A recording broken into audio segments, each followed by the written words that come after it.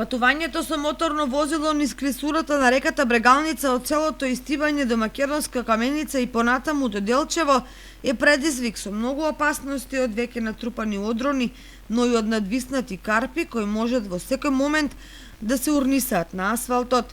И покрај санацијата на најкритичните места пред 2-3 години и поставените потпорни бариери, одроните на неколку места блокираат дел од коловозните ленти.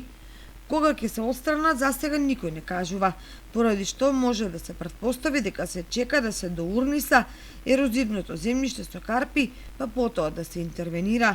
Жителите на Истокот, како и транспортери и превозници од целата држава и од странство, велат дека непримерно е кон Европската Унија да патуваат низ прашина, одрони и опасни свиоци. По магистралниот пат од Кочани до македонско-бугарскиот граничен премин кај Делчево секојдневно транзитираат тешки камиони со стока кои се увезува или извезува, чии возачи мора да бидат вистински виртуози за да ги совладаат многобројните препреки. Слечиштето кој деновиве го сними нашата камера стои уште од лани и се уште не е отстрането и е активно во услови на врнежи. По вложените 3 милиони евра за последната санација, која даде само делумни ефекти, сега се потребни речиси 8 милиони евра за трајно да се реши проблемот.